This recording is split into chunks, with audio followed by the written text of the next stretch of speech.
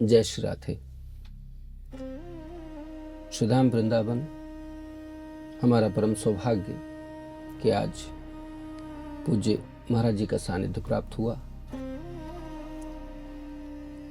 बहुत अच्छा लगता है महाराज जी से बात करके, महाराज जी के करीब आकर के बहुत एक अपनेपन की अनुभूति होती है। ऐसा लगता है जैसे हमारे अपने हैं। आपको नहीं लगता कि कुछ आपके बहुत अपने हो जाते हैं?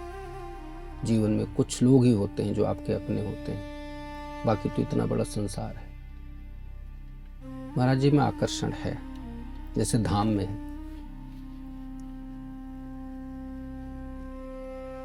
इतनी बढ़िया कथा और कहने क्या। तो आज हमें अवसर मिला है, हम उस अवसर का लाभ लेंगे। आप सब सुन पाएंगे कुछ बातें, कुछ अच्छी बातें बड़े अच्छे से। मैं टाइम नहीं लेता अधिक। महाराज जी का स्वागत। महाराज जी बहुत बहुत वंदन, आप आए इसके लिए बहुत बहुत धन्यवाद। अरुण जी का बहुत धन्यवाद। ये वो व्यक्ति हैं जो अनेक महापुरुषों के संसर्ग में रह चुके हैं। महाराज जी सब इनसे अभिवंदन प्राप्त होना भी अपने आप में एक अभिभूत होने जैसी स्थिति है। जी मेरी तो एक इच्छा है महाराज जी, मैं सच बताऊं आपको, मैं ओपनली कहता हूं आज, मुझे आपकी सेवा चाहिए जी। ये बात मैंने पहली बार कही है। ये आपकी उदारता है। और कुछ आत्माएं पूर्व जन्म से ये है कि एक दूसरे के साथ होती हैं। कुछ देखिए कि कई बार कोई तुम्हें बहुत आदर भी नहीं देता, जब आप उससे मिलोगे आपका धन पैसा सब कुछ लगेगा, लेकिन उसके बाद भी आपको उससे मिलना अच्छा लगता है। ये एक पूरा वैज्ञानिक सिद्धांत है कि जो बातें पूर्व जन्मों से आप मिलते चले आए हैं, उनके साथ मिलना, बैठना, हंसना, बोलना, बातें करना, इवन झगड़ना बहुत अच्छा लगता है। तो कोई हमारे आपके संसर्ग भी हैं? महाराज जी मेरे जीवन का एक वो है, अनुभव है थोड़ा सा। मैंने देखा है कि मैं जिनके बहुत करीब जाता हूँ और बाद में मैं उनका गोत्र पूछता हूँ, तो मेरा भारद्वाज है, तो वो लोग भारद्वाज गोत्र से ही निकलते हैं अधिकतर लोग। फिर मैं पूछता, जो नहीं निकलते तो मैं पूछता हूँ माँ आपकी किस गोत्र, तो पक्का निकलता है कि माँ तो है भारद्वाज। अच्छा। हाँ, एक कुछ गोत्र का भी आकर्षण ऐसा लगता है। क्या उसे क्या कहते हैं कि जो हम जिस अंश से हमारा जन्म होता है उसमें आकर्षण तो रहता है। महाराज जी पूज्य रामभद्राचार्य जी का सानिध्य मुझे बहुत मिला। मैंने कई कथाएं उनकी की और खूब साथ रहने का उससे मिला। तो वो एक बार पूछे तुम्हारा गोत्र, प्रवर और पिंड क्या है? तो उसके बाद मैंने एक लेख भी लिखा था, हिंदी भाषा प्रचार प्रसार, इस पर मैंने पूरा डिग्री लिखा। तो मन में यही था। अब यहाँ मैं कथा प्रवक्ताओं को देखता हूँ, सभी लोग कितना उर्दू, अरबी, फारसी, अंग्रेजी लगा लगा करके कथाएं बोलते हैं। मुझे भाषा हिंदी से इतना प्रेम है और इंग्लिश से मुझे इतनी घृणा है। जब अवसर आया कि इंग्लिश ले सकते हैं, इंग्लिश में पढ़ सकते हैं, तो मैंने कहा नहीं पढ़ूंगा, किसी भी कीमत पर नहीं पढ़ूंगा। मेरे कहने का भाव ये है महाराज जी कि कहाँ एक तरफ गोत्र, प्रवर और पिंड, और कहाँ आज अंतरजातीय विवाह। कितनी तेजी से, कितनी शीघ्रता से ये काम हो रहा है। अंतरजातीय विवाह जो है ये मानवता पर एक धब्बे जैसा है। और आज के परिवेश में अगर हम देखें तो बहुत तेजी से ये परिवर्तन आ रहा है। लेकिन फिर भी ये कहना चाहेंगे कि जो अपनी जाति से जाति में विवाह करना चाहता है वो सर्वोत्तम राह पर है। ये सबसे वैज्ञानिक बात ये है। आज से नहीं, ये मान लीजिए हिंदू धर्म का दूसरा नाम ही वैज्ञानिक जीवन है। एक एक बातें कैसे जातीय व्यवस्था को उस समय, वर्ण और आश्रम व्यवस्था को, ये वर्ण और आश्रम व्यवस्था मूल है। भगवान श्री कृष्ण जब कहते हैं कि चातुर्वर्ण्यम मया सृष्ट गुण कर्ण में विभाग सह, ये चारों मेरे द्वारा बनाए गए हैं, तो इनकी बड़ी महिमा है। और दूसरी आश्रम व्यवस्था है। पहले आप ब्रह्मचर्य रहेंगे, तपस्या करेंगे और 25 वर्ष तक आपका जीवन कठिन होगा। आप गुरुकुल में रहेंगे, आप बहुत सुख सुविधाओं से नहीं। तो जब आप ऐसा जीवन जी लेते हैं, इतनी तपस्यापूर्ण जीवन जी लेते हैं, तो इसके बाद आपके जीवन में जो भी आएगा वो बहुत बेहतर आएगा। महाराज जी, इतनी अच्छी बात आप बता रहे हैं। अभी पूज्य बागेश्वर सरकार, हाँ, आप अपना जी, उष्ण पेय लेते रहें। जी, इतनी बड़ी रैली हुई महाराज जी, पूरे विश्व ने देखा, दिल्ली टू वृंदावन, और सभी लोग जुड़े इसमें। बहुत बड़ी रैली थी महाराज जी। इसमें आप भी गए थे रैली जी, में? जी, मैंने देखा था बागेश्वर सरकार के हाथ में हाथ जी, लिए आप। जी। हाँ। महाराज जी, उसमें एक स्लोगन जो था कि जात पात की करो विदाई, था क्या ये स्लोगन था क्या? कहीं कहीं इसका क्या अर्थ है? सुनने को मिला है, लोगों को जोड़ने के लिए उन्होंने कोई एक ऐसी व्यवस्था बनाई होगी जिससे वैमनस्यता न फैले। ये तो है। लेकिन और भी बहुत सारे ऐसे रास्ते हैं कि जिनसे हम जोड़ सकते हैं। विदाई का अर्थ क्या है? जातियां रह कहाँ गई, आप बताइए। कोई वैश्य होकर के जूते बेच रहा है, ये तो है। और कोई किसान होकर के सैनिक की भांति खड़ा हुआ है। तो जब उनका अस्तित्व ही नहीं रह गया तो हम विदाई किसकी कर रहे हैं? बिल्कुल। तो इन बातों का कोई मोल नहीं है। बस ये है कि जहाँ तक कुछ राजनीतिक विचारधारा से प्रेरित होकर के कुछ धार्मिक लोग भी ऐसी बातें करते हैं, लेकिन मूल में अगर तुम्हारे कुछ शुभ संकल्प छुपा हुआ है तो हम ये मानते हैं कि राह कई बार टेढ़ी भी हो, लेकिन आपका जो लक्ष्य अच्छा है तो सब अच्छा है।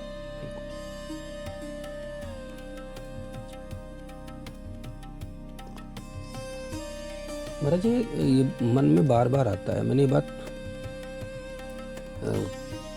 मेरे मन में ये चलता है कि क्या है जीवन में, क्या है ये जीवन? थोड़ा मतलब जीवन है क्या, जीवन को कैसे समझना है, क्या करना चाहिए, क्या नहीं करना चाहिए। तो हमको जो ये मानव जीवन मिला है, इसके पीछे भगवान की क्या इच्छा है, उद्देश्य क्या है, क्या करना है, कैसे करना है, और ये भी कि क्या नहीं करना है।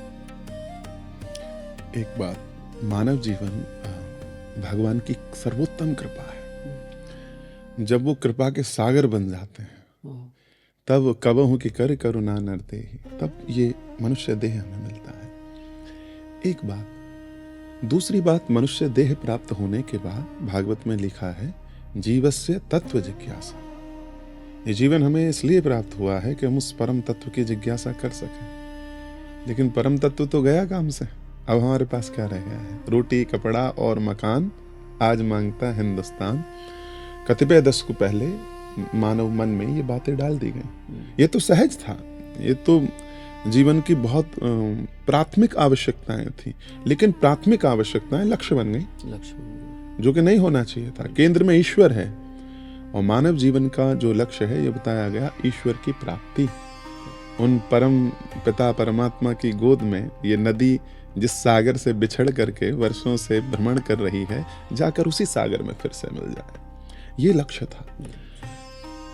ये लक्ष्य कैसे प्राप्त होता? तो सबसे पहले गीता में भगवान जो कहते हैं कि जो भी कर रहे हो ये मानते हुए कि मेरे साथ जुड़े हो, तो तेरे शुभ अशुभ दोनों कर्मों को मैं स्वीकार कर लूंगा। फिर न तुझे शुभ कर्म का पुण्य भोगने के लिए जन्म लेना पड़ेगा, ना पाप कर्म के भोगने के लिए नरक जाना पड़ेगा, या न्यून से न्यून योनियों में जाना पड़ेगा। ये कृपा, ये कब संभव होगा? ये तभी संभव होगा जब हम एक तिनके के मानंद बहते रहे। आज इतना स्ट्रेस जीवन में क्यों पैदा हो गया? क्यों इतने ब्रेन हेमरेज हो रहे हैं? क्यों? क्योंकि तुम्हारा लालन पालन ही बिगड़ चुका है। दशकों से नहीं, हम सैकड़ों वर्षों से बिगड़ते चले जा रहे हैं। हर किसी को कुछ ना कुछ चाहिए, उसके अपने। ईश्वर के गोद में बैठते हुए जो भी होगा ठाकुर तेरी कृपा से होगा, जहां तक पहुंचेंगे तेरी कृपा से होगा। चैन से सो पाओगे, चैन से जी पाओगे। फिर करना क्या है? इतना चैन सुकून जीवन में लेते आए तो मानव जीवन की जो वृद्धि है वो संभावनाएं कैसे संभावित होंगी? तो वो संभावना तब होंगी जब आज पर ध्यान दें। आज अपने आप को कितना बेहतर सोने, जगने, उठने, बैठने, मिलने, अच्छे संग से लेकर क्या अच्छा कर सकते हो आज पे ध्यान दो। अगर आज ध्यान दोगे तो तुम्हारा महीना अच्छा होगा, जब महीना अच्छा होगा तो वर्ष बेहतर होगा, और वर्ष बेहतर होगा तो जीवन बेहतर होगा। तो ईश्वर को केंद्र में रख के जीवन केवल फूल के मानिंद जिया जा सकता है। कैसे रखें महाराज जी, भगवान को सेंटर में कैसे रखें, क्या करें? मतलब सब कुछ भगवान के निमित्त ही करें, इसका मतलब तो ये है या कुछ और? हाँ, दो बातें हैं। भगवान ने जब गीता में कहा कि अर्जुन एक तो कर्म का परित्याग कर दे। अब जब दो प्रकार के कर्म बताए, एक सांख्य योग बताया कि तू सब कुछ त्याग करके मेरे निमित्त हो जा, और दूसरा ये बताया कि सन्यासी हो जा तू, और दूसरा ये बताया कर्म करता हुआ बेहतर कर्म कर, श्रेष्ठ कर्म कर, और श्रेष्ठ कर्म करता हुआ भी तू मुझे प्राप्त कर ले। ईश्वर ने दो मार्ग बताए। एक उनके लिए जो आउटर वर्ल्ड वाले लोग हैं, जो चैन से बैठ ही नहीं सकते, जिन्हें कुछ ना कुछ करना है, दिमाग में हमेशा जिनके कुछ ना कुछ चलता रहता है, तो ईश्वर ने कहा कि उनके लिए भी परमात्मा सहज है, उन्हें भी मिलेगा। जो महात्मा बन के, संत बन करके, ध्यानी ज्ञानी यमुना के तट पर वृंदावन में विराज कर संत का वेश धारण करके ईश्वर प्राप्ति में लगे हुए, उन्हें मिलेगा। लेकिन जो कर्म कर रहे हैं उन्हें भी मिलेगा। दो ऐसे मार्ग एक ही व्यक्ति को बताने वाले इकलौते कृष्ण हुए। वहां से उन्होंने सिद्धांत दिया। अब करना क्या है? करना यह है सबसे पहले कि हमें स्वयं ये आइडेंटिफाई करना पड़ेगा कि तुम किस मार्ग के राही हो, किस राह पर तुम चलना चाहते हो। ये कौन करेगा? तुम्हारा गुरु, ज्ञानी गुरु, शास्त्रज्ञ गुरु, जिसने गुरुकुल से विद्या ग्रहण की हो, वो गुरु, जो आप्त, दो प्रकार के, एक तो शास्त्र प्रमाण और आप्त प्रमाण, दोनों प्रकार के, जिसका जीवन सघन हो, गहरा हो, भजन से लेकर कर्म से लेकर दोनों मार्गों को जो चल करके देखा, वो गुरु तुम्हारा होगा। और फिर वो गुरु तुम्हें बताएगा कि भाई तुम जीवन को फूल जैसा कैसे महका सकते हो। ईश्वर बताने नहीं आएगा, वो तो बैठा है, तुम्हारे साथ बैठा है, तुम में बैठा है, प्रतिपल प्रतिक्षण बैठा है, पर वो तुम्हारे बिल्कुल भी क्या तुम कर रहे हो क्या नहीं, वो तुम्हें नहीं कराएगा। गुरु, इसीलिए गुरु की महत्ता बताई। वो तुम्हें बताएगा किस मार्ग पर तुम्हें चलना है। तुम कर्म मार्ग से जाओ या भक्ति मार्ग से जाओ, सांख्य के मार्ग से जाओ, किस मार्ग से चल के तुम ईश्वर तक पहुंचोगे, वो तुम्हें बताएगा। महाराज जी, आपने इतनी बढ़िया, इतने कम शब्दों में इतना बढ़िया बताया। इसमें दो बातें मैंने जो किया, एक तो आपने कहा कि जो वृंदावन में संत विचरण करते हैं वेश पहन करके, तो क्या संत का कोई वेश होता है? ये वेश जो बनाते हैं, इसके पीछे का कारण क्या है? एक बात ये, और दूसरी बात जहां आपने गुरु की बात किया अंत में, तो माँ और गुरु, इन दोनों में क्या अंतर है महाराज? माँ और गुरु, अगर हम ये कहें कि एक दूसरे के पूरक शब्द हैं, दो शब्द हैं लेकिन अर्थ दोनों का एक जैसा है। जब आप घर से होते हैं तो पहली गुरु आपकी माँ होती है। इसीलिए आप शास्त्रों में देखेंगे तो उन्होंने पुरुषों पे कम, माताओं पे थोड़े अधिक अनुबंध शर्तें लगाई हैं। ऐसा क्यों? वो जानते हैं कि यदि पुरुष में न्यूनता आ गई, उसका जीवन थोड़ा बिगड़ गया, बिगड़ जाने दो। अगर माँ सशक्त है, अगर माँ अपने मार्ग पर थोड़ा, उसका शास्त्र का चिंतन है, और वो शास्त्र चिंतन हमारे यहाँ श्रुतियों से आता था, सुन करके आता था, पढ़ के बैठने की आवश्यकता नहीं थी। रामचंद्र जी के जमाने से वशिष्ठ विश्वामित्र उनके यहाँ आते थे और उन शास्त्र की गहरी बातों को कहते थे कि सुनते सुनते माँ कब शास्ता हो जाती थी, कोई खबर नहीं है। और फिर वो माँ राम जैसे पुत्र को जन्म देती थी। राम जैसा पुत्र ये अनायास घटना नहीं है। वो परमात्मा कब तुम्हारे यहाँ आता है? माँ जितने पवित्र भाव में, माँ जितने पवित्र चिंतन में रहेगी, इतना पवित्र बालक का घर में जन्म होगा। तो बस आपको करना इतना है, माँ। ये तो अपने आप में बहुत पूरा शब्द है। जब मैं खुद गुरुकुल में था, हाँ आप कुछ कह रहे थे? गुरुकुल की बताइए महाराज जी, वो भी आवश्यक है। क्या है हाँ, गुरुकुल तो महाराज जी, आप तो गुरुकुल बनाने के लिए भी चाह रहे हैं कि गुरुकुल एक सुंदर हो, तो कैसे आपकी क्या एजुकेशन वगैरह वो बताइए ना। हाँ, तो मैं आपको बताऊं, गुरुकुल में हम लोग पढ़े, मेरा जो नर्चरिंग हुई है, मेरी सारी शिक्षा दीक्षा वो संपूर्ण लेकर के प्रवेशिका से और आचार्य पर्यंत मेरी संपूर्ण शिक्षा गुरुकुल में हुई। तो जब मैं वहाँ था तो एक बार एक आचार्य जी थे, किसी मेरे ही अपराध के कारण उन्हें बहुत अधिक क्रोध आ गया, बहुत अधिक क्रोध आ गया, और उन्होंने ऐसी पिटाई करी कि ये सब हाथ सूज गए। मैं घर रोता हुआ लौट करके आया। कुछ लोगों ने कहा अब गुरुकुल नहीं जाना। अब माँ ने समझाया, बेटा इस दुनिया में वही गेंद ऊपर जाती है जिसको जितनी गहरी चोट मारी जाती है, वो इतनी ऊपर जाती है, ऊंचाइयों को छूती है। बस फिर वो दिन हुआ, कभी गुरुकुल से लौटने की बात नहीं हुई। उसका परिणाम आज आप सबके सामने है। लगभग हम सोशल मीडिया से लेकर फेस टू फेस एक वर्ष में 10 लाख से अधिक लोगों तक अपनी बात पहुंचाते हैं। उनके जीवन में परिवर्तन आ रहा है, एक बदला हुआ जीवन, एक शास्त्र से समृद्ध हुआ जीवन, एक दिशा के साथ चलता हुआ जीवन कैसा होगा, ये गुरुकुल से पढ़ा हुआ विद्यार्थी अच्छे से बता सकता है। किस गुरुकुल से पढ़े थे? ये अच्युत नारायण संस्कृत विद्यालय है। प्राथमिक शिक्षा 6 वर्ष की हमारी वहाँ हुई। वहाँ एक परम पुनीत संत विराजते थे, ब्रह्मलीन स्वामी श्री पूर्णानंद जी महाराज। अद्भुत संत, ऐसा संत मैंने अपने जीवन में दूसरा नहीं देखा। महाराज जी, मैं इस बात को आगे कंटिन्यू कर लूँगा। एक बात वो थी कि संत वेश धारण करते हैं, वो क्या है, और एक ये बात, ये दोनों को मिलाकर बताइए ना, संत कैसे पहचाने। तो मैं सबसे पहले जो अपना गुरु बनाना होगा, हमें वहीं से वापस लौटना होगा। तो माँ हमारी इतनी ज्ञानवान हो जाए कि वो बचपन से बच्चे को ये बता पाए कि बेटा तेरा कल्याण जो होगा वो पुस्तकों से होगा, तू इन्हें अपना देवता मान ले। ये पुस्तक जो है वो तेरी देवता है, इन्हें अपना भगवान मान ले। तो उन पुस्तकों में शास्त्र भी हैं, अर्थ परक विद्या तो पढ़ाई जा रही है, उसके प्रति तो आकर्षण हो, लेकिन ये शास्त्र तुम्हारे प्रथम हो। तो वो चुनने में तुम्हारा बड़ा महत्वपूर्ण योगदान, तुम्हारे व्यक्तित्व निर्माण में बड़ी महत्वपूर्ण भूमिका शास्त्रों की होगी। तो माँ ने बता दिया तो मैं शास्त्रों तक पहुंचाया, अब शास्त्र तुम्हें एक अच्छे गुरु तक पहुंचा देगा। ये परिकल्पना ही बहुत झूठी है कि तुम्हें 2 बातें अपने भगवान के बारे में, अपने शास्त्रों के बारे में, जब शास्त्र की बात करते हैं तो बहुत आप गीता, श्रीमद् भागवत, महापुराण, इन 3 बातों में आप इतनी सारी पुस्तकें पढ़ते हैं, अगर 30 मिनट आप इन 3 किताबों को, 3 महापुराणों को, चरित्र निर्माण की पुस्तकों को दे देंगे तो आपके जीवन में देखिए फिर ध्रुव और प्रहलाद यही जीवन तो होंगे। जब आप उनसे जान लेते हैं तो वो आपको संत के लक्षण पैदा करा देंगे, फिर संत के लक्षण समझ लेंगे।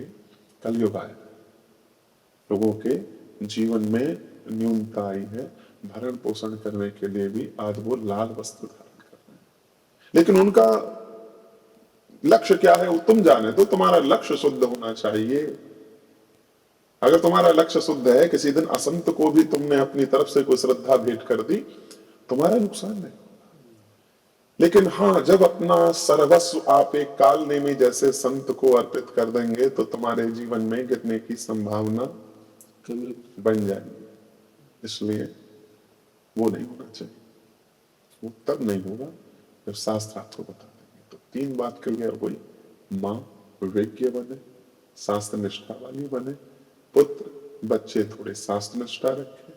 तीसरी बात, तब तुम्हारे जीवन में एक ऐसा गुरु बनाएगा कि तुम्हारे लिए क्या महत्वपूर्ण है, उस वे को, उस मार्ग को, उस राह पर तुम्हें ले जा देगा, और फिर तो हर ओर आनंद है।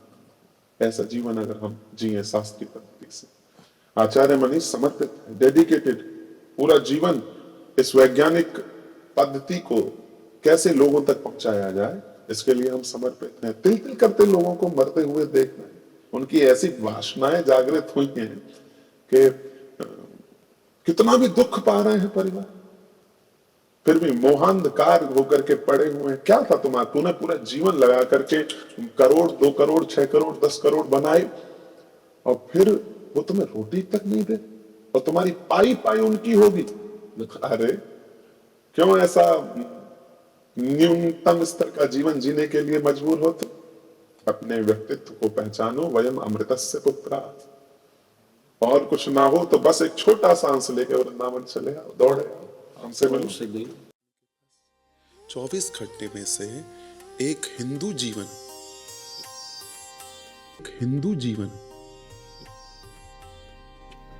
जीवन केवल इतना मांगता है कि तुम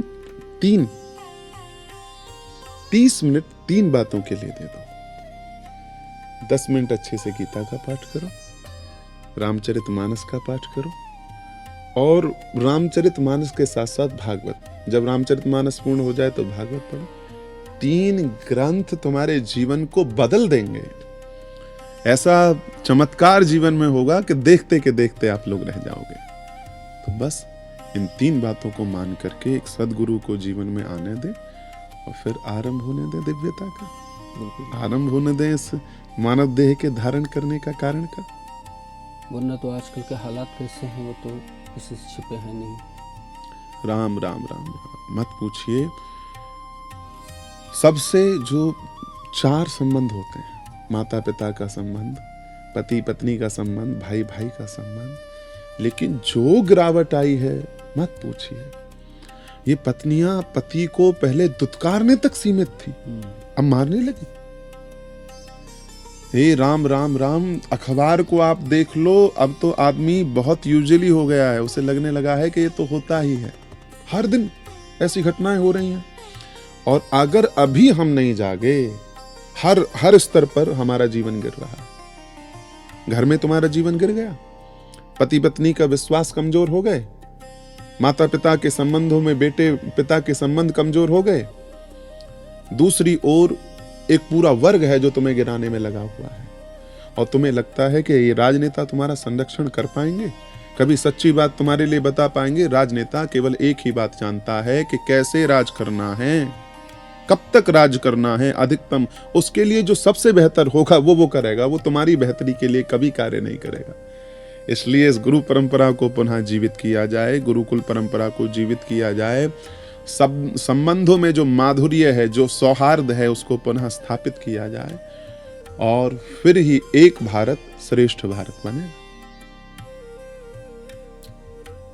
एक प्रश्न और है, लेकिन अब इस बात को आगे कंटिन्यू करना, उस प्रश्न को बाद में लेता हूँ महाराज जी।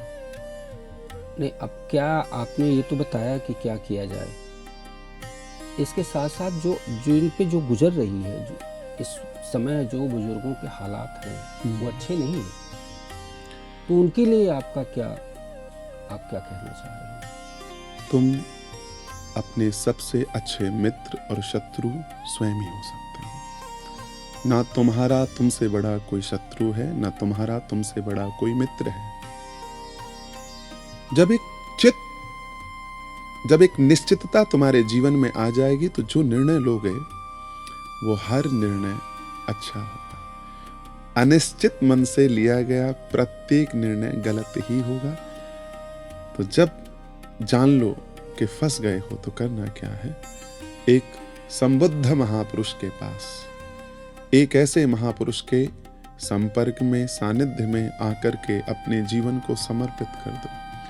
जब बात समर्पण की होगी तो ये जीवन का सबसे कठिनतम कार्य है। लेकिन हाँ, हर शूरवीर ने ये कर्म किया है। उम्र कोई बाधा नहीं है, किसी भी उम्र में कहीं पर हो, इन माया मोह रोते ससकते जीवन का परित्याग करके वृंदावन की ओर चल दो। क्या बात है। चलो रे मन श्री वृंदावन। और यहाँ जब तुम आ जाओ तो एक छोटे से अपने जीवन की राशि अगर तुम्हारे पास है तो वो दे दो, वो भी नहीं है तो समय तो तुम्हारे पास है, अपना समय दे दो समर्पित होकर के किसी आश्रम का, और किसी आश्रम का नहीं, आचार्य मनीष कौशिक जिस राम रसायन धाम का हम निर्माण कर रहे हैं, आप वहां आ जाओ, चले आओ, खाली झोली लेकर के चले आओ, झोली में कुछ तुम्हारे पास है उसे लेकर के चले आओ, फिर यहाँ रहो। प्रातः काल सो करके उठोगे तो गैया रंभाती हुई मिलेगी, उसके भोजन में 2 हाथ लगा देना। स्नान करना यमुना के पावन तट पर, और स्नान करने के बाद दिव्य मंत्र वेद ध्वनि हो रही है, उस वेद ध्वनि के साथ जो दिव्य वातावरण का निर्माण हुआ है, बस उसमें बैठ जाओ। तुम्हें यहाँ कुछ करने की आवश्यकता नहीं है, बस यहाँ आने की आवश्यकता है। बैठ करके अपने जीवन के जो भी अब तक के ऐसी बातें थी, जो बुरा संसर्ग था, धीरे धीरे पहले वो छूटेगा। आप ये चाहो कि पहले दिन वृंदावन में आ जाओ, मन लग जाए, पोते बच्चों की ऐसी याद आएगी कि पछाड़ खाड़ के हमने लोग यहाँ से जाते हुए देखे। लेकिन जो डट गया, जो शूरमा यहाँ रुक गया, फिर रुकने के उपरांत में भगवान की ऐसी कृपा तुम्हारे ऊपर बरसने वाली है, अनुभव नहीं कर सकते। भगवान उस जमाने की तरह तुम्हारी परीक्षा लेने के लिए नहीं आएंगे कि तुम्हारी परीक्षा किसी राजा की तरह ली आएगी या तुम्हारी परीक्षा राजा हरिश्चंद्र की तरह ली जाएगी। नहीं नहीं, इस युग में तो भगवान तुम्हारे मन के अंदर बैठकर ही तुम्हारे परिवार, स्वजन, प्रियजन, तुम जिन्हें मानते हो वो प्रियजन तुम्हें नहीं ऐसे ऐसे लोग देखे। एक सेठ जी हमारे, उसके पुत्र ने ऐसा दुत्खारा, पर फिर भी उनका मन इसलिए ललायत रहता, एक बार अपनी पोती का दर्शन हो। क्यों? इस बंधन में, इस सिलेवरी हम क्यों कर रहे हैं? उसका सबसे बड़ा कारण यही है कि हमारे संसार नहीं छूटे। तो सबसे पहले आकर भजन के माध्यम से उसको समाप्त कर दो, फिर तुम्हारे जीवन में जो रस वर्षण होगा, फिर जो बिहारी जी कृपा करेंगे, राधा माधव, राधा रमण, राधा वल्लभ, जीवन ऐसा दिव्य होगा कि नित्य नूतन रस का वर्षण होगा। ये तो वृंदावन वो भूमि है, आप निकल जाओ तो इतने संत राधे राधे करते निकलेंगे, वो अपने आप छांट देंगे तुम्हारी जितनी भी माया की बंधने जंजीरें हैं। लेकिन उसके लिए तुम्हें आना पड़ेगा। इस पर मुझे एक बात याद आती है महाराज जी। मैं पिछले कुंभ में प्रयाग के गया, तो काफ़ी समय पहले मैं गया वहाँ व्यवस्थाएं देखने के लिए। तो वहाँ एक संत मिले मुझे। मैं गंगा जी को प्रणाम कर रहा था और पीछे देखा तो एक कुटिया सी बनी थी। एक बुजुर्ग संत चारपाई पे बैठे हुए रामायण का पाठ कर रहे हैं और माता जी भोजन बना रही थी। सही कहूँ महाराज जी, मैंने उनको देखा ना, मुझे लगा भगवान शिव बैठे हुए, माँ पार्वती उनके लिए भोजन बना रही। दौड़ करके गया, लेट गया मैं। जी जी। लेट गया, पूरा बालू बालू हो गया और उठा तो कहते हैं कुंभ में संतों से मिलने आया है, कथा बुक करने आया है। लिखा रहे जी, कहा यहाँ कहाँ आएंगे संत, यहाँ संतों का क्या काम, यहाँ कोई संत नहीं आएंगे। लेकिन हाँ, आते हैं, वैसे आते हैं कि सबको नहीं दिखते, उनके दर्शन तुम नहीं कर सकते, लेकिन वो तुम्हें तो देख सकते, उनका देखना ही पर्याप्त होगा। जाओ विचरो। महाराज जी 3 महीना कुंभ में पैदल चलता रहा, 3 महीना चलता रहा, तो झोपड़ी मुझे दोबारा नहीं मिली। वाह, ये बात है। और तरुण जी, जब कोई जीवन में तुम्हें ये दिख रहा है कि कोई अनुभव से भरा हुआ है, कोई भगवान के भाव से भरा हुआ है, कोई सेवा के भाव से भरा हुआ है, तो कोई स्वस्थ शरीर से भरा हुआ है। ये हमने क्यों मान लिया है कि जो धन से भरा हुआ है उसी ने जीवन में उपलब्धि प्राप्त की है? भाई, किसी के पास स्वास्थ्य बचा करके रखा है, किसी ने अपनी मुस्कान को बचा करके रखा, किसी ने रिश्ते नातों को बचा करके रखा है। और हर संबंध, हर बात, कुछ जीवन में त्याग, किसी का ज्ञान का अनुभव, ऐसे ऐसे ज्ञानी जन हैं। थोड़ा सा बदलोगे तो जीवन बदल जाएगा। अभी महाराज जी बहुत वरिष्ठ साहित्यकार पूज्य श्री विद्यानिवास मिश्र जी, रामदर्श मिश्र जी, अभी वो अंतिम सांस ली उन्होंने, अभी कुछ दिन पहले की बात है। तो पड़ोस में थे, तो हम साथ में मॉर्निंग वॉक करते थे। उनको साहित्य कर्मी वगैरह सब अवार्ड, दिल्ली यूनिवर्सिटी के प्रोफेसर थे हिंदी के जी। बहुत गजब की शख्सियत, क्या पर्सनालिटी थी। मेरे ख्याल 103 वर्ष की आयु में गए हैं। इतना जिंदा दिल थे, उनके सामने उनके परिवार पर बहुत घटनाएं, दुर्घटनाएं हुई, लेकिन वो टस से मस नहीं हुआ। जिन्होंने कभी कलम नहीं छोड़ी, ऐसी दिव्य आत्मा थे वो। और उनकी पत्नी क्या सेवा करती थी। मेरे कई लेख उन्होंने उसमें काफ़ी अच्छी अच्छी जगहों पर दिया। जी जी जी। वही महाराज जी जो आप कह रहे हैं कि हाँ, समर्पण, बिल्कुल बिल्कुल। तो यहाँ पर और क्या महाराज जी, और क्या क्या होगा, मैं फिर उस पर अपने गुरुकुल वाले पे बात आऊँगा। अच्छा, आप हमारे सेवा प्रकल्प की पूछ रहे? जी महाराज। श्री राम रसायन धाम सेवा संस्थान, वो रजिस्टर्ड है ये? तो हाँ। आयकर मुक्त है। आयकर मुक्त की उसी में है अभी हम लोग। ये स्थान पर हम वृंदावन धाम में बिल्कुल परिक्रमा के बिल्कुल निकट। देखा मैंने। हाँ, और आप यमुना जी दर्शन करना चाहते हैं, तटीय स्थान दर्शन करना चाहते हैं, सब अगल बगल ही है। और कल हमें एक व्यक्ति मिले, वो यूएस से लौट करके आए। हमने पूछा ये स्थान, बोले महाराज जी हमारे पास यहाँ लगभग 2500 गज जगह है और हम पूरा एक ग्रुप है, बड़ी बड़ी नौकरियां सब करके, लेकिन हमारे गुरु ने कहा वहाँ सुख नहीं है। यहाँ रहते हैं, गौ सेवा करते हैं, गऊ की प्रसादी को ग्रहण करते हैं, और हमने ये कहा है कि जब तक जीवन की अंतिम सांस है हम यहीं रहेंगे। हमारे गुरु ने कहा भजन के लिए बहुत उपयुक्त जगह। तो मन में ऐसी दृढ़ता, ऐसा प्रगाढ़ ईश्वर के प्रति धन्यवाद तत्काल उत्पन्न हुआ। बताइए कैसी भजन, अगर आपके उसमें है, लक्ष्य में है, आप चाहते हैं बहुत ज़्यादा आपको यहाँ पे सुविधाएं मिले, बहुत बढ़िया सड़क मिले, बहुत लग्जरी के लिए मत आओ भैया, यहाँ तो सादगी के लिए आओ। ईश्वर का प्रेम इतना लग्जरी है, उससे अधिक लग्जरी संसार में कुछ नहीं हो सकता। बस उस प्रेम के प्रति समर्पित होकर के आओ। तो ये वो स्थान है हमारे पास, लगभग 4500 स्क्वायर फीट एरिया है। ये कितना गज हुआ महाराज?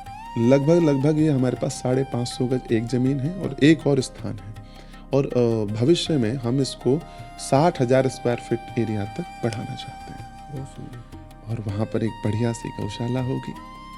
गौशाला के साथ साथ हमारे बटुक ब्रह्मचारियों के रहने के लिए स्थान होगा, मतलब गुरुकुल होगा। गुरुकुल होगा उसमें। आप बहुत मन से चाहते हैं गुरुकुल ना महाराज जी? वो उसका हमने फल देखा है भाई। जीवन में तुम्हारे पास हो सकता है ज्ञान अधिक है या तुम्हारे पास धन थोड़ा सा अधिक है और गुरुकुल वाले पे थोड़ा कम है, लेकिन क्या उसके जीवन में दिव्यता है। वो सहारा बन जाता है, लाठी बनकर के खड़ा हो जाएगा जब किसी असहाय व्यक्ति को सहायता की आवश्यकता होगी। वो अपने परिवार को साथ लेकर के चलने वाला होगा, उसके जीवन में दिव्यता होगी, वैज्ञानिक जीवन होगा। और असली मायने में भारत की सफलता तभी मानी जाए जब ये सब जीवन में हो। ये नहीं है तो तुम्हारे जीवन में क्या है? तो बढ़िया वहाँ गुरुकुल बनाएंगे, वृद्ध लोगों के रहने के लिए सभी सुविधाओं से युक्त। वृद्धि क्यों महाराज जी? सभी लोग नहीं, सभी लोगों के लिए है, लेकिन वृद्ध यानी जो बिल्कुल अपने जीवन का, हम जब कहने की बात है कि जो सब अपने कर्मों से निवृत्त हो चुके हैं, आप आइए, आप अधिक से अधिक समय हमारे साथ यहाँ रहिए। बिल्कुल बिल्कुल। जब वो समर्पित होकर के रहेगा तो मैं उसके जीवन में उस राधा माधव के प्रेम के अवतरण के लिए समर्पित रहूंगा। महाराज जी मैं 2 शब्द बोलूं दर्शकों से? बिल्कुल बिल्कुल। महाराज जी का इतना अच्छा भाव है, तो महाराज जी तो साहित्यिक और आध्यात्मिक शब्दों के साथ कुछ अपनी तरफ से बता रहे हैं, लेकिन जहाँ तक मुझे लग रहा है कि अगर आप लोगों का साथ सहयोग मिल जाए तो बहुत कुछ किया जा सकता है। महाराज जी अभी चर्चा कर रहे थे कि एक छोटा ही सही, बहुत बड़ा नहीं, लेकिन एक अपना परिकर बनाना है अपने लोगों का। सभी राम रसायन संस्थान के सभी सदस्य होंगे, उन सब का होगा राम रसायन, और सभी जो कुछ भी कर सकते हैं, जिसके पास जो है, जो ताकत है, उस ताकत से लगेंगे। और अब तो इस महाराज जी आश्रम के लिए तो रेगुलर लोग भी चाहिए आपको, काफ़ी लोग भी चाहिए। जी।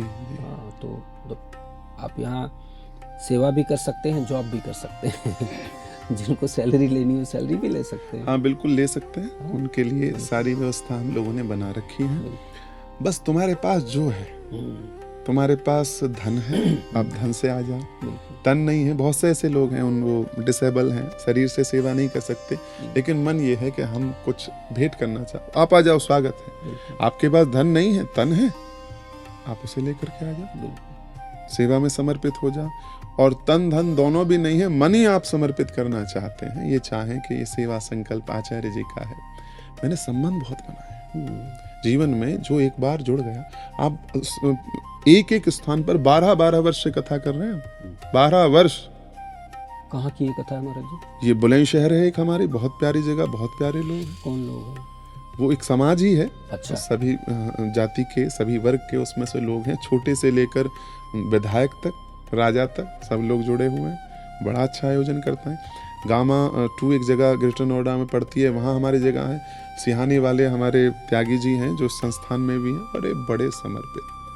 वो पिछले 9-10 वर्षों से कथा कर रहे हैं। और कौन कौन लोग महाराज जी आपके साथ अच्छे लोग? सेक्टर 56 एक ऐसी नोएडा में एक जगह पड़ती है, वहाँ अरे क्या पूछते हो, वहाँ के लोग जुड़े हुए हैं। श्री संजय मावी जी हैं हमारे साथ, हरीश जुगरान जी हैं, सुशील देहरान जी हैं, श्री इसके साथ में हमारे साथ साथ श्री त्रिवेदी जी हैं और चतुर्वेदी जी हैं। एक माता जी हैं, उन्होंने अकेले ही कक्ष निर्माण का संकल्प लिया है, श्रीमती उर्मिल गुप्ता। और हमारे परम बड़े ही प्यारे बाबूजी हैं, श्री हम उन्हें कह करके पुकारते हैं भारद्वाज जी हैं। भारद्वाज जी के साथ में एक उनके ही परम मित्र हैं। इन 3 लोगों ने मिलकर के एक कक्ष निर्माण की व्यवस्था की है। तो ये सब व्यवस्थाएं हैं, बहुत अच्छे लोग जुड़े हुए हैं। श्री भारद्वाज जी हैं और भारद्वाज जी के साथ में हमारे, जैसा उनका नाम है वैसे ही उनके गुण हैं। नाम इस समय हमें उनका स्मरण नहीं आ रहा, लेकिन बड़े प्यारे प्यारे लोग हैं। ये सब मिलकर के कक्ष निर्माण से लेके शुरू हुई है व्यवस्था। धीरे धीरे ये व्यवस्था बृहद होती चली जाएगी। निर्माण कार्य तो एक तरह से शुरू है महाराज जी। हाँ, मिट्टी बढ़नी हम लोगों ने शुरू कर दी है और एक बहुत अच्छा ऊंचे स्थल पर हम उसे निर्माण कर रहे हैं। इसका क्या हाइट दे रहे हैं महाराज जी वहाँ पे? हाइट जो कितनी है, मिट्टी कितनी डाल रहे हैं? मिट्टी जो है हम 10 फीट डाल रहे हैं, 5 फीट नीचे और अच्छा। 5 फीट ऊपर, जिससे कि भविष्य में यमुना महारानी तो कभी भी कृपा करती हैं वृंदावन पे, और ये कृपा ही है, कृपा ही महाराज जी, सभी तो दरवाजे पे आ जाते हैं, सब आरती करते हैं तो जी आनंद लेते हैं। हाँ हाँ, ये दिव्यता है। यही यमुना का पुलिन इसी को तो कहते हैं। हाँ। यमुना जी आती हैं बिल्कुल वहाँ बिल्कुल। टच और करके कब तो कौन कृष्ण से संस्पर्श किया हुआ कण तुम्हारे आश्रम में तुम्हारे मस्तक पर लग जाए, क्या बात, कब जीवन दिव्य हो जाए। यहाँ संभावनाएं हैं, संभावना आध्यात्मिक जीवन के समृद्ध होने की जितनी अधिक संभावनाएं वृंदावन में है, कहीं और नहीं है। इसीलिए तो इसकी महिमा है। न जाने कब कौन सा ऐसा दिव्य संत तुम्हारी ओर दृष्टिपात कर दे और तुम्हारा जीवन बदल जाए। न जाने कब कौन सा कण ऐसा जो कृष्ण के चरणों से स्पर्श पाया हुआ हो वो तुम्हारे जीवन को स्पर्श कर जाए। और हमारा स्थान तो है ही ऐसी जगह, वो बिल्कुल मूल वृंदावन में है। उस वृंदावन में है जिस केसी घाट पर कृष्ण घूमे हैं, उस स्थान पर है जहाँ स्वयं श्री हरिदास जी महाराज ने तपस्या की है। तटीय स्थान उनका घर है, ये घर है उनका, भगवान का घर है ये। तो बिल्कुल हम तो बड़ा भगवान की कृपा समझते हैं कि भजन के लिए, जीवन की दिव्यता, उत्कृष्ट चेतना को प्राप्त करने के लिए, उस परम रस को चखने के लिए माधव ने बड़ी कृपा की, बड़ी कृपा की। बहुत सारे लोगों का ऐसा आह्वान करते हैं, संकल्प सबका समृद्ध है, जुड़े हुए हैं। बस आप सभी लोगों से एक बार ये कहना चाहूँगा, आ जाइए, विलंब मत कीजिए, बहुत प्रतीक्षा मत कराइए। जीवन अनमोल है, समय बहुत कम है, कार्य बहुत करना है। ईश्वर ने आप सबको चुना है। जब आचार्य मनीष आपको कॉल करता है या आपसे संपर्क साधते हैं तो ये मानो ये ईश्वर की पुकार है, सीधी वृंदावन से आ रही है। यहाँ आ जाओ, गौ सेवा कर लो, गैया रख लो, अब बहुत तुम पर अन्य कार्य नहीं है, या आश्रम का निर्माण करा दो। यहाँ रह कर के संतों की सेवा, बुजुर्गों की सेवा, सबकी सेवा बन जाए, इस जीवन का ध्येय आपको प्राप्त हो जाए। बस इसी भाव के साथ एक बार पुनः आप सबको पुकारते हैं, आइए ब्रजरज में लेटिए, यमुना जल का पान कीजिए, जीवन को दिव्य बनाइए। महाराज जी तो आपकी कृपा है, आप उसको इतना सरल करके और भक्तों को या अपने परिकर को आप वो क्रेडिट दे रहे हैं। बाकी सारा क्रेडिट आपको ही जाता है महाराज जी, ये आपने कृपा की है। वो किसी ने कहा है, ये तन समर्पित, ये मन समर्पित, ए वतन तेरे लिए। सोचता हूँ इस देश की धरती, मैं तुझे कुछ और भी दूं। बस ये जो जीवन है ये पूरा समर्पित करने के लिए मन है। अभी भी पिछले काफ़ी दिनों से हमने अपने सारे कार्यक्रमों को स्थगित करके पहले जो इसका फर्स्ट फेज का कार्य है हम उसे करने के लिए कटिबद्ध हैं। बीच में देखिए आपको बुखार था, हाँ, वायरल हुआ था, फिर भी आप लगातार मूवमेंट कर रहे थे। बस अब यही है कि जीवन का संकल्प ध्येय स्पष्ट होकर के जो पहले मन पे था अब धरातल पर आ रहा है, यथा शीघ्र ये वट वृक्ष बन जाए और अनेक साधक लोग, अनेक भक्त लोग इसके नीचे भजन करें। बस राम रसायन परिवार, राम रसायन परिवार, राम रसायन परिवार के सारे सदस्यों को पहले से खूब खूब बधाई। बहुत बहुत धन्यवाद।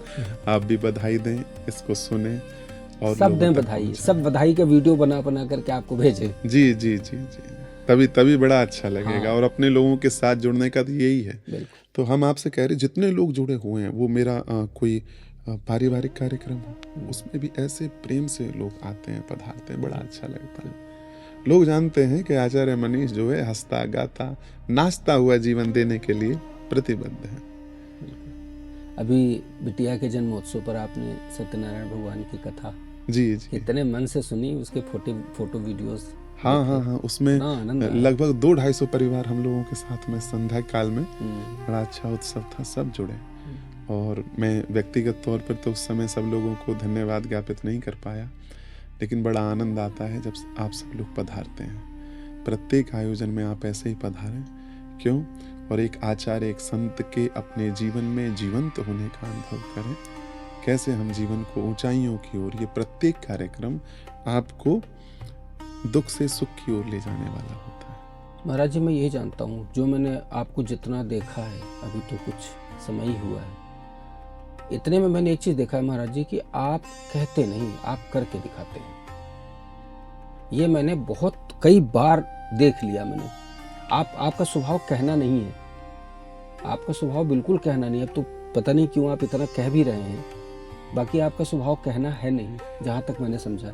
वो सत्यनारायण भगवान की कथा आपने कितनी प्रेरणा दी है लोगों को कि जन्म दिवस पर सिर्फ यही करो, सत्यनारायण भगवान की कथा करो और कुछ न करो।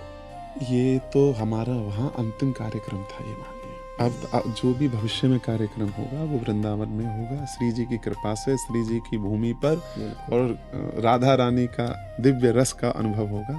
और लोगों से भी ये कहेंगे, तुम्हारी वर्षगांठ हो, जन्मदिन हो, कोई भी कार्यक्रम, जुड़ जाओ।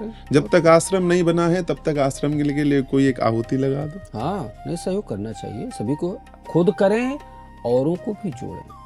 जी हाँ, इसमें तो परिवार बन जाओ, परिवार के लिए जो कुछ कर सकते हो करो। महाराज जी, मैं भी करूंगा आजीवन। हाँ, आपका स्वागत है, बताइए। आजीवन करूंगा, निःशुल्क करूंगा। जी जी जी, बिल्कुल। और जो अपनी हैसियत से मैं जो खर्च कर सकता हूँ वो मैं करूंगा। नहीं, बड़ा आपका, मैं जहाँ जहाँ देखूंगा जो मैं कर सकता हूँ, तन से, मन से, धन से, आपके हैं। अब बढ़िया आपका ये उद्गार नहीं, बाहर निकल के आ रहा है, और आपके कारण हमारे जो मन के भाव हैं वो लोगों तक पहुंच रहे हैं। हमारे लिए तो बहुत प्राप्त है। प्रचार प्रसार आवश्यक है महाराज जी, क्या करें।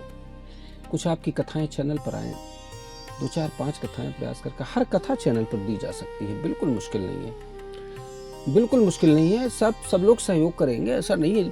चैनल में थोड़ा सा पैसा देना है, ज्यादा नहीं देना है। हम उस पर पूरा विचार कर रहे हैं। संस्थान के सभी लोगों तक ये बात पहुंची है। मेरी तो प्रार्थना है महाराज जी, आप तो एक चैनल पर 2 घंटे के लिए परमानेंट बैठ जाइए, परमानेंट। जी, फिर देखिए कितना आनंद होता है। हाँ, जो भी जीवन अनुभव है वो लोगों तक पहुंचे। बिल्कुल, स्पीड से पहुंचना आवश्यक है, इस समय बहुत जरूरत है। अभी देखिए, मोदी जी ने वंदे मातरम के लिए कितनी अच्छी स्पीच दी है संसद में। आहा, महाराज, सुनते हृदय गदगद हो जाता है। ये वंदे मातरम युग है। ये अब जो समय मोदी जी के बाद से अब जो भी समय चलेगा, 10, 15 साल, 20 साल जो भी चले, परमात्मा जाने, मैं तो कहता हूँ हमेशा चले। दोबारा से जो राष्ट्र गीत को पुनः से इन्होंने जागृत कर दिया है, तो यही महाराज जी जागरण आपको देख करके भी लगता है कि आप भी कोई क्रांति तो लाएंगे। हाँ, महाराज जी, एकदम ऐसे लगता है, क्योंकि आपका प्रभाव युवाओं पर बहुत होता होगा। क्रांति अवश्यम भावी है। साधना के पथ से होते हुए लोग जुड़ रहे हैं। अब हम उस मार्ग पर हैं जहाँ हजारों युवा साथ होने के लिए तत्पर हैं, कटिबद्ध हैं। बहुत बढ़िया। और एक चेतना का ऐसा प्रसार आप अगले 1 वर्ष में देखेंगे कि आपको लगेगा हम घर घर जा रहे हैं, लोगों को जगा रहे हैं, जोड़ रहे हैं, साथ लेके चलने के लिए आवाज आनी चाहिए। आज लोगों को आवश्यकता है कि किसी भी मार्ग पर ले चलने के लिए अब आवाज कौन ज्यादा लगा रहा है? अगर वो एक्टर, अभिनय करने वाला अभिनेता अधिक आवाज लगाएगा और कहेगा मुंह में रजनीगंधा तो कदमों में दुनिया, और करोड़ों रुपया उसके प्रचार में खर्च होगा, तो आवाज उसकी प्रखर हो जाएगी। बिल्कुल। अभी आपने एक बात कही, बोल क्यों रहे हो, पहले आप नहीं बोलते थे, इसलिए बोलना पड़ रहा है कि वो बुरी बात को डंका बजा करके कह रहे हैं, बताइए। और हम अच्छी बात को संकोच करें कहने में। संकोच का युग हमें लगता है अब चला गया, अब अपनी बात को कहने का है। इस दौर में जीना है तो कोहराम मचा दो, ये खामोशी तुम्हें जीने नहीं देगी। तो धर्म की आवाज अब तो बुलंद होनी चाहिए, लोगों तक पहुंचे ये क्रांति, मनुष्य के लिए वैचारिक परिवर्तन की क्रांति। कुछ मन में महाराज जी कुछ चीज़ें कई बार डिस्कस करते हैं, जो कि लोगों से मिलते हैं, तो 2-3 बातें बड़ी, अभी इस बात से एक बात निकल करके आई है, मैं पूछ लूँगा आपसे 2-3 बातें जो मेरे मन में, पहले उन्हीं को पूछ लेता हूँ, उसके बाद फिर कंटिन्यू करेंगे। आपकी बात से एक निकली महाराज जी की बेटा है, माँ है और उसकी पत्नी है, कैसे सामंजस्य बिठाए, किसको पकड़े किसको छोड़े। पुत्र के लिए कितना कठिन समय होता है, पुत्र के लिए रोता है, कई बार वो माँ के लिए कुछ कहना चाहता है, माँ नहीं है, माँ की याद आ रही है, कहना चाहता है कुछ, किसी से कह नहीं सकता, अपना बचपन वो किसी को बताना चाहता है।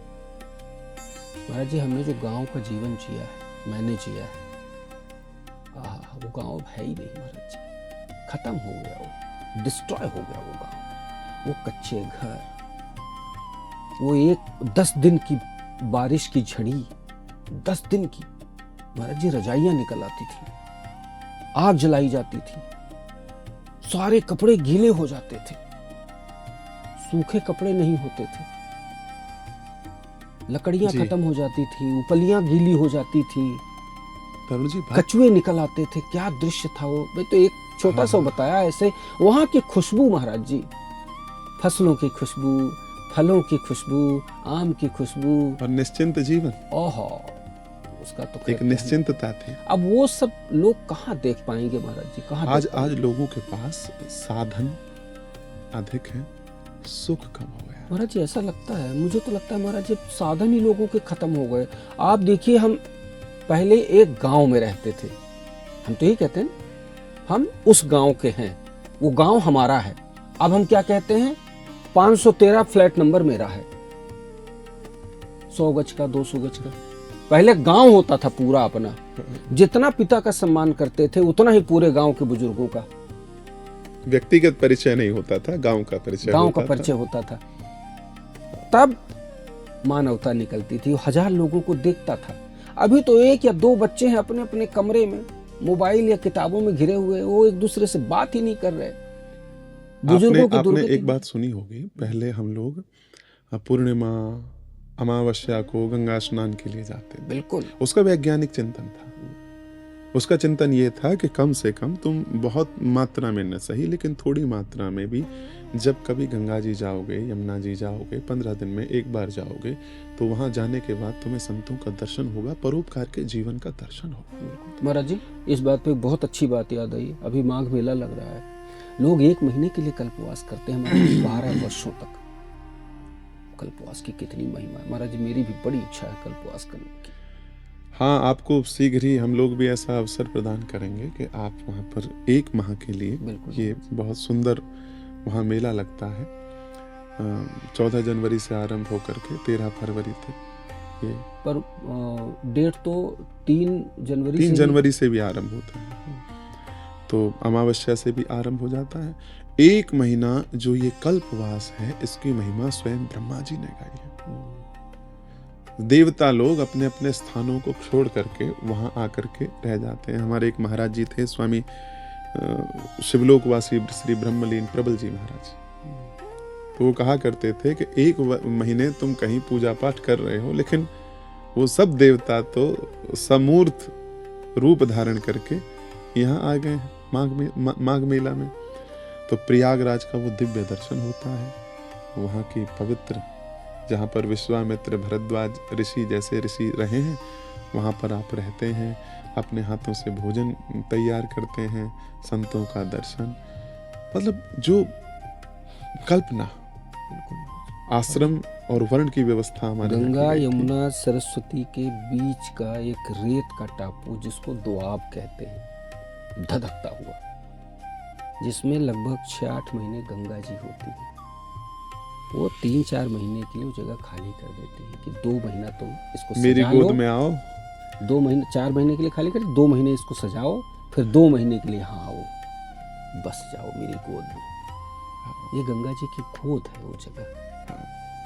तो वो अपने आप में बड़ा, हम लोग तो क्योंकि बचपन से धर्म संघ में थे, तो 1 महीने के लिए वही विद्यालय चलता था। वाह, वही विद्यालय, पढ़ाई, प्रातः काल त्रिवेणी का स्नान, प्रातः काल संध्या भंजन, जो मस्तिष्क की विचारों की क्लियरिटी थी वो तभी से।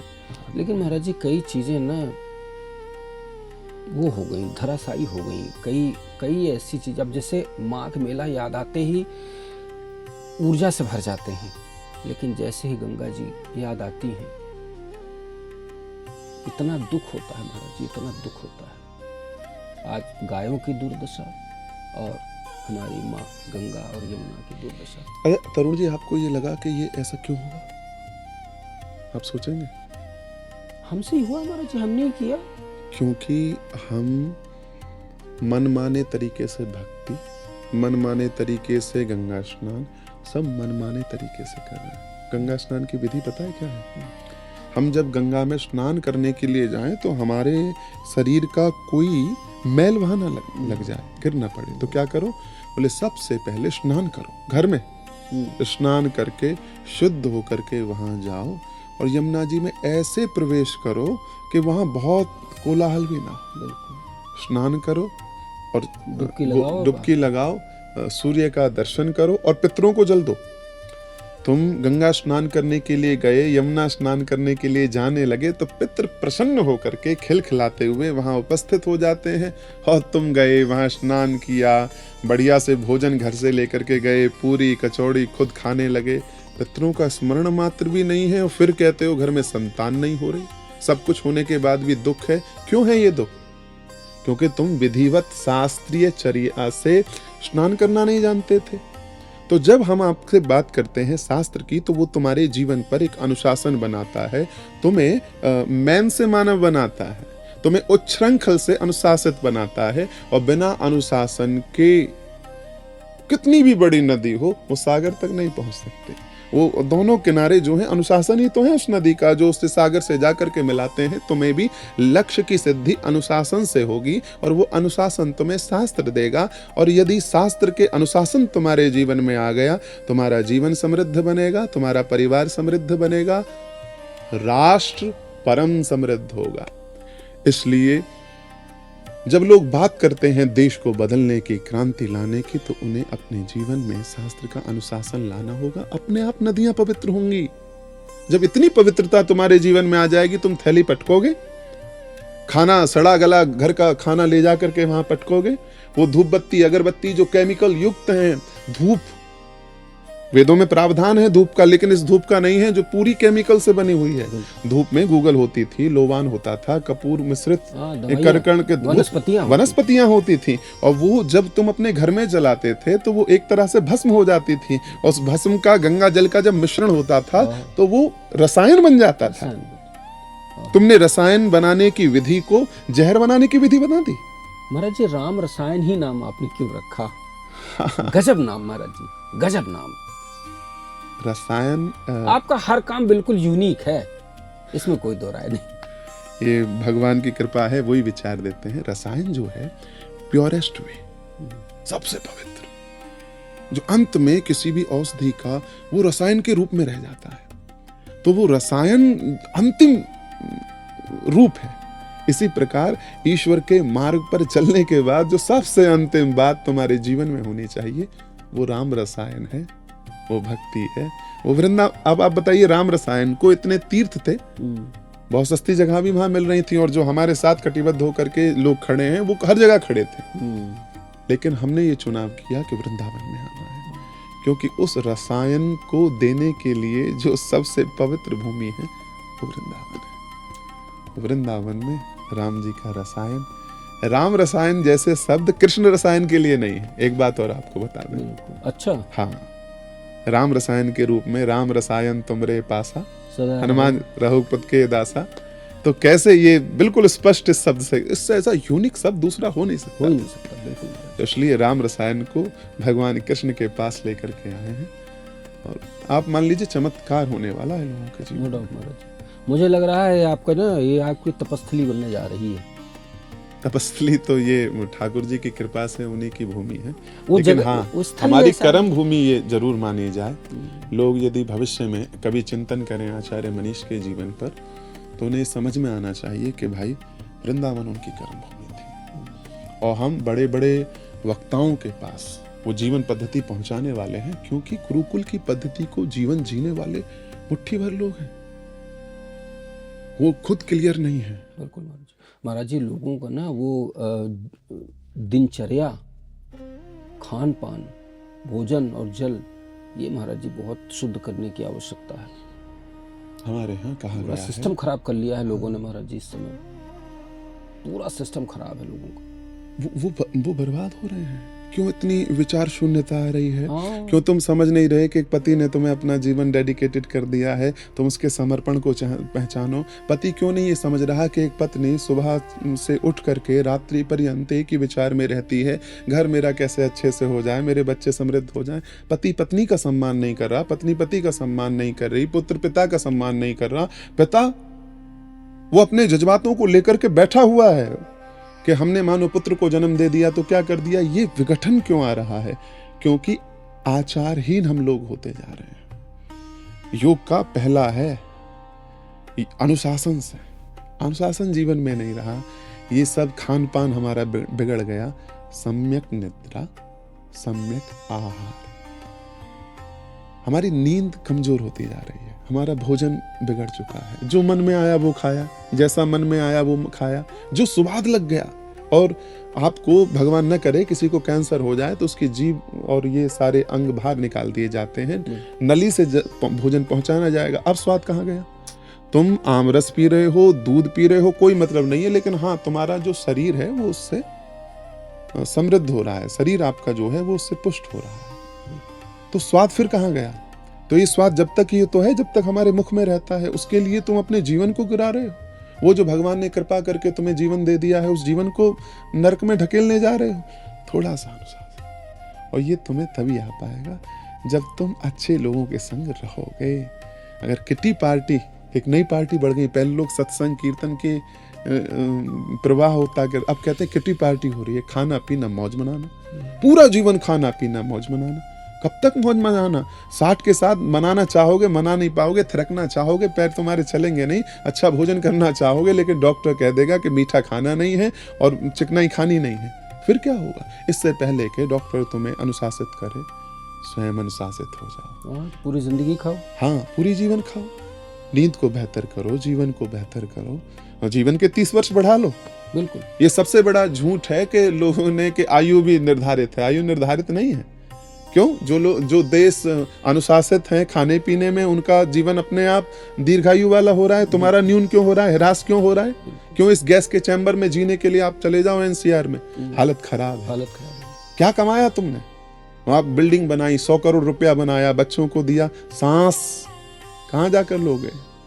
तो उसमें से कुछ धन अपना ऐसे मार्गों पर लगाओ, वृक्ष लगाओ, कुछ जो प्रदूषण करने वाली चीजें हैं वो कम करो, यज्ञ कर्म करना आरंभ करो, तो जीवन आपका आनंदित बनेगा।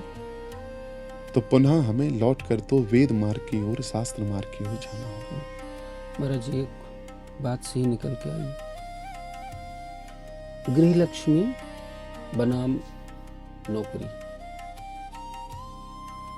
गृह लक्ष्मी की कल्पना पुरुष वर्ग करता है। गृह लक्ष्मी माँ होती है, बहन होती है, बेटी होती है, और आज सभी नौकरी कर रही हैं।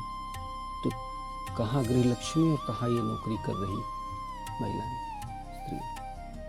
बदलते जीवन में इसका सामंजस्य कैसे बनेगा महाराज जी? क्या ये पॉसिबल है, संभव है? अब तुम्हें अपने लक्ष्य को चुनना होगा। हमारा लक्ष्य क्या है? तो सबसे पहले आज के मनुष्य को समझाया जाता है उसकी आर्थिक समृद्धि। तुम कितने आर्थिक समृद्ध हो, उसके दिमाग में एक बात बैठाई गई, जितने अधिक तुम आर्थिक समृद्ध हो इतना ही जीवन में सुख ले सकते हो।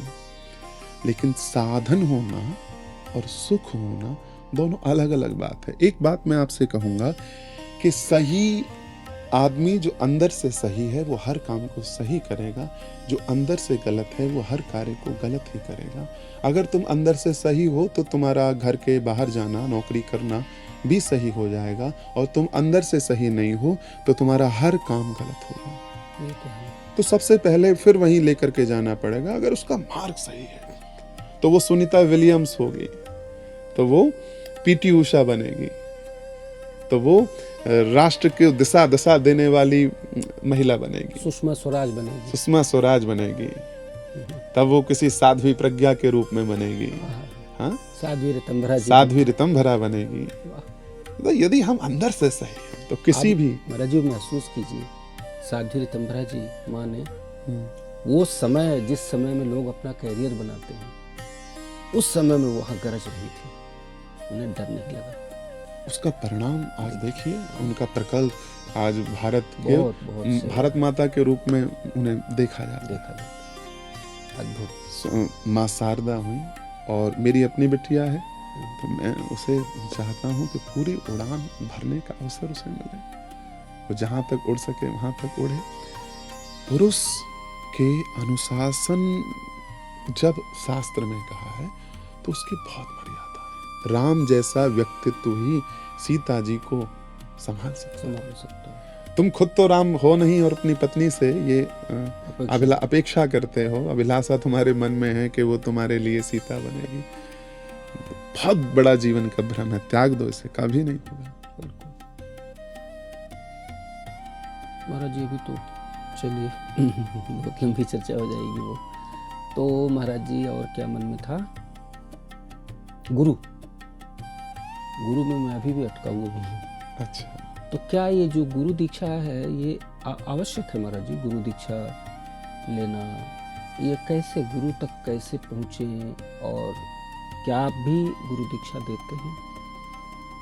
सबसे पहले हमने एक बात आपको पहले भी बताई थी कि तुम्हें कैसे गुरु का चुनाव करना है, वो क्लियरिटी आनी चाहिए।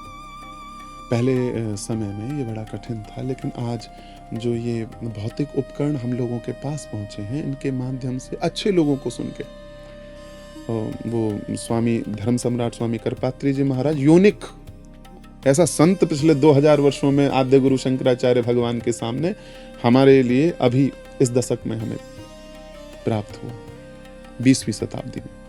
ऐसे संत हैं, उन्हें आप सुनिए, सब क्लियर हो जाएगा। ये वर्णाश्रम की व्यवस्था, ऊंच नीच, अरे हम ऊंच नीच करेंगे?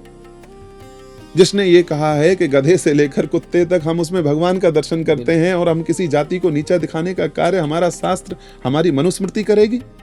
जितना बड़ा महापाप नहीं, घोर महापाप अगर राज सत्ता आज होती तो सूली पर ऐसे लोग चढ़ा दिए जाते जो मनुस्मृति का अपमान करते हैं। जीवन पद्धति थी, एक अनुशासन था। आज भी कोई संविधान वो दिव्यता तुम्हें नहीं दी पाया। जब डॉक्टर भीमराव अंबेडकर ने अपने जीवन में संविधान को बी.आर. राव जी के माध्यम से लिखा, तो उसमें उन्होंने स्पष्ट लिखा कि ये जो मैं अपना संविधान लिख रहा हूं, इस संविधान की सारी शक्ति उन लोगों में निहित है जो इसे मानेंगे। अगर तुम नहीं मानोगे तो उसके द्वारा गलत ही करोगे। ऐसे ही हमारी मनुस्मृति थी। अगर उसके मानने वाले लोग थे, जब वो एक श्वान में, एक कुत्ते में, एक जीव में, सब में भगवान का रूप देखते हैं, सिया राम में सब जग जानी वाली बात करते हैं, तो वो तुलसीदास स्त्री को ताड़ने की कैसे कह सकता है? ये सारे हमारे जो पिछली 1000 वर्षों में हमारे ऊपर मुगल शासन कर गए, अंग्रेज शासन कर गए, उसका दुष्परिणाम है कि हमारा चिंतन बिगड़ गया है। अब हम फिर दोबारा हमारा जो माइंड सेट है वो बदलना चाहिए। मुड़ करके आओगे, तुम प्रेम करो, किसी गुरु किसी आचार्य की बात को मत मानो। तो पहला जो आपका प्रश्न था, शास्त्र के द्वारा तुम ये क्लियर हो जाओगे कि किसे तुम्हें अपने जीवन में चुनना है। फिर उसके माध्यम से एक दिव्य गुरु का, जिसने जीवन में जो आप काम हो जो आप तक प्रमाण हो, जिसके जीवन में शास्त्र प्रमाण हो, जो गंगा के यमुना के तट पर रहा हो, जिसने गायत्री का जप अपने जीवन में किया हो, जो संध्या वंदन करने वाला हो, जो अपने राष्ट्र की संस्कृति को ले जाने वाला हो। ये पैंट शर्ट वाले जितने घूम रहे हैं, ये पगड़ी लगाकर बड़े बड़े होटलों में तुम्हें दीक्षा देने के लिए बुला रहे हैं, दे ऑल आर, तुम्हारे जीवन के साथ वो खिलवाड़ कर रहे हैं। वो कभी तुम्हें धर्म का रास्ता नहीं बता सकते। हाँ, वो नैतिकता बता सकते हैं, वो टीचर अच्छे हो सकते हैं, वो उत्साहित करने वाले मोटिवेटर अच्छे हो सकते हैं, लेकिन गुरु वो तुम्हें भगवान तक का मार्ग दिखाने वाला होता है। तुम्हारी इस सोई हुई प्रज्ञा को जगा कर ईश्वर के मार्ग तक ले जाने वाला होता है। तो जब वो साधक, उससे आप जुड़ेंगे कि जिसने अपने जीवन को समर्पित किया है उस परम तत्व को प्राप्त करने के लिए, तो देयर इज नो इल्यूजन, भ्रम दूर होगा, परमात्मा तुम्हारे पास लाकर वो गुरु बिठा देगा। हमने अपने जीवन में बहुत कम लोगों को गुरु दीक्षा दी, बहुत कम, क्योंकि उस पात्रता को प्राप्त करने वाले लोग। वही मैं पूछ रहा था महाराज जी कि अगर कोई व्यक्ति आता है, आपके शरणागत होता है, आपके चरण पकड़ता है, तो कैसे करते हैं दया आप? हम वर्षों तक वो व्यक्ति हमारे संसर्ग में रहता है। अच्छा, वर्षों तक। हमारे डॉक्टर अरुण प्रकाश गुप्ता जी हैं, मेरे ख्याल से ये 8-9 वर्ष हमारे साथ रहे, तब जाकर उनके पिछले वर्षों में दीक्षा हुई। अन्य भी लोग कहते हैं तो हम उन्हें या तो टालते हैं, क्योंकि कोई लाभ उससे होने वाला नहीं है। सिंह के दूध को काढ़ने के लिए तो स्वर्ण का कटोरा चाहिए। उस परम तत्व को धारण करने के लिए जीवन में वैसा बदलाव नहीं होगा तो क्या लाभ हमारे दीक्षा देने का, क्या लाभ हमारा तुम्हारे जीवन में होने का। दिव्य घटनाएं घटती चली जाएं, दिव्यता जीवन में आती चली जाए, सदगुरु का मार्ग है। तो फिर व्यक्ति एक समय तक साथ में रहता है। पहले उसे मंत्र आदि कुछ सदमार्ग का उपदेश किया जाता है। जब उसे देखते हैं कि वो सही मार्ग पर है, तो फिर गुरु दीक्षा उसके जीवन को बदलने वाली होती है। हमने अपने आचार्यों से, हमारे आचार्यों ने अपने आचार्यों से, ये परंपरा भगवान नारायण तक जाकर जुड़ती है। नारायण पद्म विष्णु, नारायण जी के जीवन में ब्रह्मा जी हुए, ब्रह्मा जी को वशिष्ठ जी को हुई, फिर तत्पुत्र पारासरम च शक्ति पारासर, उन सबको दीक्षा हुई। फिर हम उसी परंपरा में आते हैं। जब आप आचार्य मनीष से दीक्षित होते हैं तो सीधे भगवान नारायण की उस परंपरा से आप अनुस्यूत हो जाते हैं, जुड़ जाते हैं।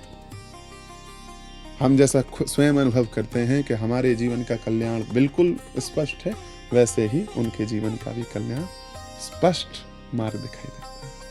महाराज जी, आप अपने जीवन के उन प्रमुख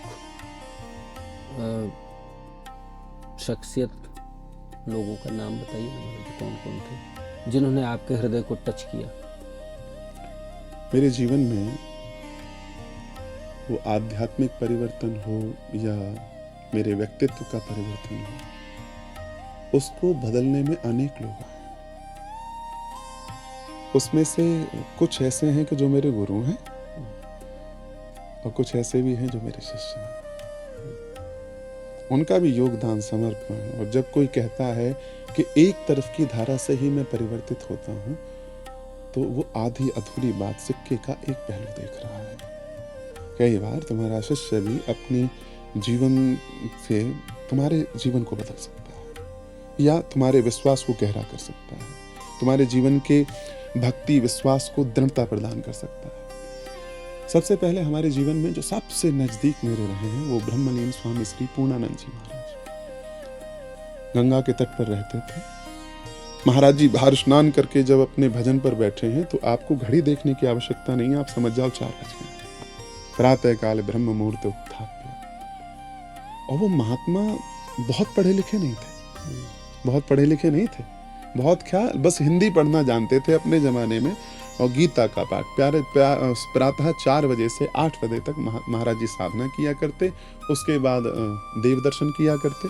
गंगा के तट पर एक बहुत रमणीय स्थान है वृक्षेत्र आश्रम, वहाँ के महाराज जी हमारे, और हम लगभग 60 से 100 विद्यार्थी अलग अलग समय पर वहाँ रहते, वेदाध्ययन किया करते, प्रातःकाल जगते, योग का अभ्यास महाराज जी के सानिध्य। और भोजन इतना सादा और जीवन इतना दीर्घायुष्य, लगभग 116 वर्ष की अवस्था में उन्होंने देह प्रयाण किया। तो ऐसे संत महाराज जी थे, और सरलता इतनी कि अगर भोजन की पट्टी विद्यार्थी बिछी छोड़ गए तो बाबा खुद आकर उठा देते। 700 बीघा जमीन होने के बाद भी अगर पहला पैसा किसी दानी के द्वारा कहीं आया तो उन्होंने अपनी गाड़ी खरीदने में कभी नहीं लगाया, वो सारा पैसा ब्राह्मणों की, गऊ की, संतों की सेवा में लगाया। बहुत नितांत एकांत वन में वो आश्रम है, तो वहां जब भी कोई आता तो भूखा नहीं सोता। ऐसे संत ही तो हिंदू जोड़ों की बात कर सकते हैं, ऐसे लोग ही तो संस्कृति को आगे बढ़ाएंगे। जहां एक एक थाली भी बिक रही है, हर चीज बिक रही है, हर चीज का पैसा मोल तुमसे मांगा जा रहा है, धर्म नहीं बढ़ेगा भैया। उसी व्यक्ति का फोटो मेरे साथ खड़ा होकर के होगा कि जो मुझे लाख रुपए दान कर सकेगा। तुम हिंदू धर्म को बचा पाओगे? ये केवल मीडिया के फॉलोअर बढ़ाने के लिए तुम्हारा हर कर्म होगा? फॉलोअर तो महाराज जी जीवन में से अगर एक हिस्से काट काट करके सारा रक्त भी निकाल लिया जाए और कोई कहे कि स्वामी पूर्णानंद जी के लिए तुम्हें अंतिम श्वास लेनी, हम ले सकते हैं। ये विश्वास कहां से आएगा? उनके जीवन से आएगा। तो ऐसे महाराज जी के समीप 6 वर्ष रहकर, और पहली मेरी विद्या उन्हीं के द्वारा, वहीं के प्रधानाचार्य थे श्री स्वनाम धन्य श्री राजेश जी, उन्होंने हमें पढ़ाया। राजेश जी 2 एक प्रधानाचार्य जी थे उनके साथ में, तो वो बड़ा अनुशासन करते थे, भय लगता था, कांपते थे। जब प्रतिपदा के दिन भी जब छुट्टी होती थी उस दिन भी वो क्लास ले लेते थे, और वहीं से व्याकरण के बारे में आयुण रीलिक से लेकर के मध्य सिद्धांत कौमुदी, लघु सिद्धांत कौमुदी, अनेक व्याकरण के ग्रंथ, शिवराज विजय आदि साहित्य के, रघुवंश महाकाव्यम, श्रीमद् भागवत महापुराण, ये सब वहां पढ़ने का अवसर मिला। और फिर बात आती है श्री स्वनाम धन्य अनंत श्री विभूषित श्री त्र्यंबकेश्वर चैतन्य जी महाराज की। विभूति हैं अपने आप, अद्भुत संत। जब उनके पास सारी सुख सुविधा लेने का अवसर था, उस समय भी महाराज जी ने तपस्या करनी नहीं छोड़ी। आज मनुष्य तपस्या क्यों कर रहा है? कि वो कैसे ही वायरल हो जाए और एक बार उसकी कथा के लिए करोड़ों रुपए, लाखों रुपए उसे मिलने लगे।